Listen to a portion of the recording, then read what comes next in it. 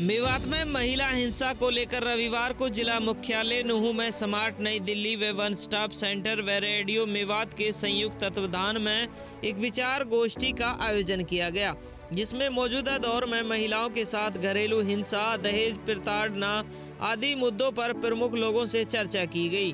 Project director smart Nitika Kakkar ने बताया कि उनका इस कार्यक्रम को करने का मकसद केवल प्रदेश के मुस्लिम बहुमूल्य पिछड़े इलाके मेवात में महिलाओं की दशा सुधारना है।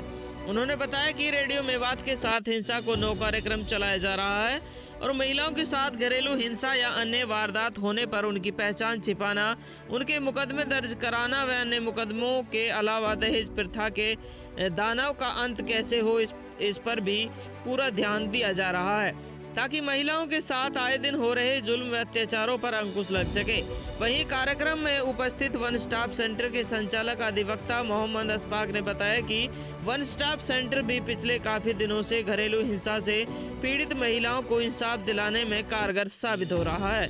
वन स्टॉप सेंटर पर आने वाली महिलाओं के लिए पूरी तरह से इंसाफ दिलाने की कोशिश की जाती है, जहां पर अधिकतर घरेलू हिंसा, यौन उत्पीड़न, दहेज प्रताड़ना आदि जैसे मामले आते हैं, जिनमें जरूरत पड़ने पर पुलिस का सहयोग भी लिया जाता है। इस कार्यक्रम में नीतिका कक्कड़, कोमल, इमरान, रेडियो मेवात सहित कई पत्रकार भी मौजूद रहे। तो आज रेडियो मेवात के ऑफिस में हमने पत्रकार बंधु जो हैं, हमारे जो मीडिया के लोग हैं, जो कि हमारा बहुत ही एक इम्पॉर्टेंट ढांचा होता है एक लोकतंत्र का, तो उनके साथ हमने आज बातचीत की है। क्योंकि जब हम घरेलू हिंसा की बातचीत करते हैं तो केवल महिलाओं पे फोकस करना कि महिलाओं से खाली आप हिंसा के बारे में बात करेंगे तो हम समाज में वो एक चेंज एक्सपेक्ट नहीं कर सकते। और मीडिया का एक बहुत इम्पॉर्टेंट रोल रहता है किसी भी सामाजिक मुद्दे को, किसी भी सामाजिक समस्या को एड्रेस करने का, उसे बाहर लेके आने का।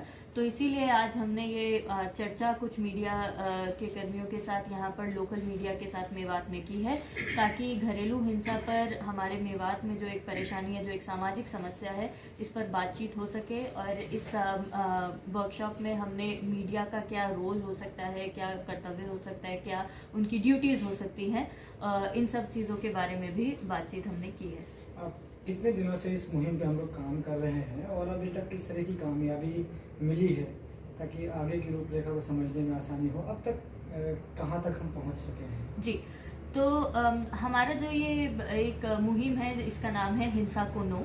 और हिंसा को नो एक ये जो प्रोजेक्ट है, ये दिसंबर 2019 से रेडियो मेवात और स्मार्ट, जो कि संस्था रेडियो मेवात चलाती है, ये प्रोजेक्ट हम मेवात में कर रहे हैं। और इस मुहिम के अंतर्गत हम मेवात में नू ब्लॉक की 30 पंचायतों में 750 से अधिक महिलाओं के साथ जुड़े हुए हैं और ज़मीनी स्तर पर उनके साथ काम कर रहे हैं। तो अभी दिसंबर में हमें 1 साल हो गया है। तो इसके तहत हमारा एक प्रोग्राम भी चलता है रेडियो पर, हिंसा को नो ही, और साथ में हम महिलाओं के बीच में जाके हिंसा की बात करते हैं। और हमारी सक्सेस ये रही है कि पिछले 1 साल में मेवात जैसे इलाके में, जहाँ पर महिलाएं ज़्यादा बाहर निकल के अपनी कहानियाँ लेके बातचीत नहीं करती हैं, वहाँ पर हमारे पास पिछले 1 साल में लगभग 135 महिलाओं ने आकर अपनी अपनी हिंसा की कहानियाँ बयान की हैं, बताई हैं। और उनमें से बहुत से केसेस हमने पुलिस तक भी गए हैं, वन स्टॉप सेंटर भी गए हैं, और प्रशासन के साथ भी मिलकर हम इसमें काम कर रहे हैं, तो उनका भी बहुत सहयोग है। जो 135 केस पाए गए हैं, इनमें ज़्यादातर किस तरीके के केसेस हैं जिनसे महिलाओं को दुखी किया जाता है? देखिए, जो हिंसा की अगर हम बात करते हैं तो बहुत से जो हमारे पास केसेस आए हैं उसमें लगभग सभी में शारीरिक हिंसा हुई है महिलाओं के साथ, उनको मारा पीटा गया है। और बाकी चीज़ें ये है कि कई महिलाओं को, और बहुत से मेजॉरिटी केसेस ऐसे होते हैं जहाँ पे महिला को अपने मायके या पीहर, जो कि यहाँ पे बोला जाता है, वहाँ पर वापस भेज दिया जाता है और वहाँ से फिर वापस लेके नहीं जाते हैं ससुराल वाले।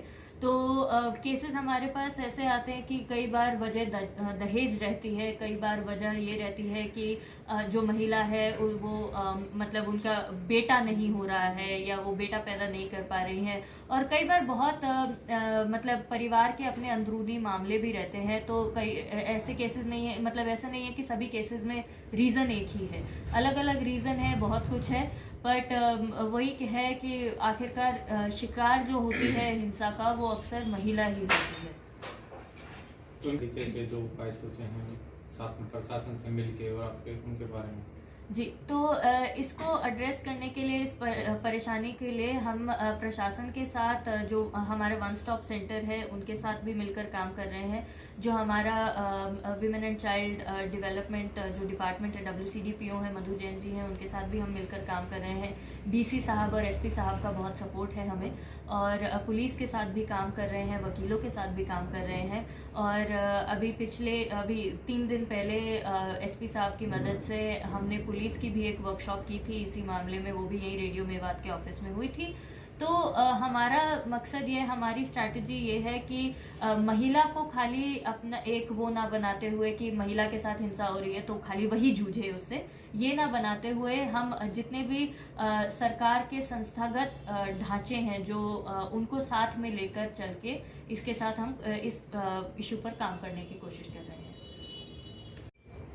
वन स्टॉप सेंटर भारत सरकार की महिलाओं के लिए सुरक्षा के लिए एक अच्छी पहल है।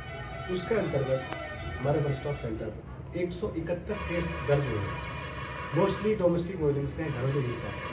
कुछ एक केस दूसरे संबंधित हैं, जैसा कि एक महिला का केस आया था तो उन्होंने बताया कि मेरे हस्बैंड चाहते हैं कि आप, मुझे बेटा चाहिए, बेटी क्यों नहीं। कुछ तरह के इस तरह के हमारे पास केस आते हैं, मोस्टली घरेलू हिंसा के हैं। और जहाँ तक महिलाओं की सुरक्षा की बात की जाए, जिला प्रशासन पूरी तरह वन स्टॉप सेंटर का सपोर्ट करता है और महिलाओं के प्रति बहुत ही ज़्यादा एक्टिव है, जिसमें उपायुक्त महोदय धीरेन्द्र खड़गेटा जी ने समय समय पर पुलिस को आदेश निर्देश दिए हैं कि मेवात में औरतों की सुरक्षा ध्यान दिया जाए और जो भी मामले आते हैं उनको अति शीघ्र निपटाया जाए। किस तरह की महिलाएं आपके पास आ सकती हैं और किस तरह की आप उनको सहूलियत देते हैं? एनीवन, किसी भी प्रकार से कोई महिला अगर तंग है, परेशान है, किसी भी अपराध से, घर में या बाहर में या किसी वर्क प्लेस पर, वो महिला 24 आवर्स कभी भी वन स्टॉप सेंटर